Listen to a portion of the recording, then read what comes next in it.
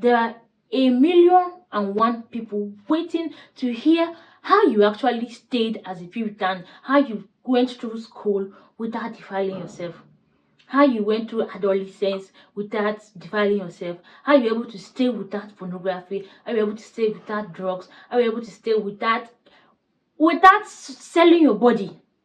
A lot of reasons many people are holding back. A lot of reasons people are scared or not scared, discouraged of working on that project, working on taking that big step. Let's take book writing as a case study because that's what we're dealing with. You want to write a book. You were inspired to write a book, a personal story, maybe talking about like you have that leading, but then you're not thinking, my life is boring, I did not do this. And many of the interesting stories we've read, many of the interesting stories we've had, many of the beautiful things, especially amongst the ministers, amongst the counselors, amongst the Puritans, amongst the educators, is that they once moved from very bad to becoming very good. They struggled maybe with masturbation, they now transformed in Christ. They struggled with a lot of sinful things, and then God transformed them. Some of them survived rape, some of them survived a lot of things, drug addiction, pornography, and maybe because you feel my story is boring, nobody will listen, nobody will do this, so nobody will do that. So let me tell you, first off, your story is not boring. Second off, your life is not boring. Your story is important. Yeah, I guess you do not get a chance to do all of those things that maybe makes their case or their story look very interesting. It doesn't disqualify yours.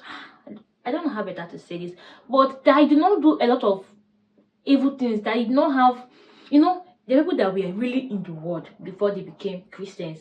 So because he didn't have that experience, he did not sin and become dirty, and God washed you like a married clay and washed you white as snow. It does not disqualify your story. It doesn't make it less important. It doesn't mean that people will not be blessed.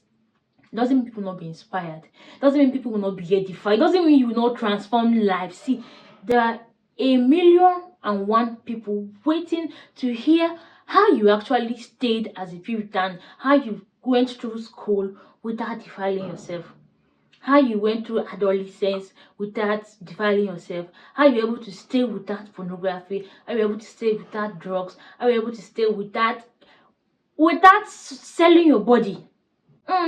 There are a lot of people still interested in your story. Like, it's going to bless them, it's going to inspire them, it's going to motivate them, it's going to,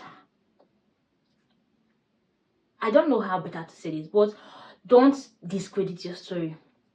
That it sounds boring to you, that it looks boring to you, doesn't mean it's not going to bless, doesn't mean it's not going to impact, doesn't mean it's not going to edify, doesn't mean it's not going to transform. It's going to do all of those things. So stop using your hands to judge the outcome of a story you've not shared. Yes, so if it's a book you want to work on, start working on it. If it's a project, an initiative, whatever it is God is laying in your heart, go and start working on it. Start working on it. Don't wait for any form of validation. Who made you the judge? Who made you the judge? Who made you the judge? I just feel like I should get Ken and flog you like this now. Who made you the judge? Stop looking down on the lessons, the vital lessons God has taught you through several processes to get to where you are now. And now he's asking you, okay, it's time to. I said, my life is boring. There's no ugly part of your life. Doesn't mean it's not interesting. A clear instance, maybe you are born into a wedding home. All of your life you've enjoyed help, you've enjoyed network of your parents, relationship, connection, like you've been on soft life. It doesn't mean that there's nobody you can inspire, motivate, and all. Everybody must not move from grass to grace. Everybody must not move from grass to grace. There are people that God has kept on top, and they will keep going from grace to grace to greater grace to abundant grace. So please, I hope this helps someone get back on his feet. I hope this inspires someone. If this communicated light to you, do wait to leave me a word in the comment section. Thank you so much for watching. Thanks so much for listening. Bye.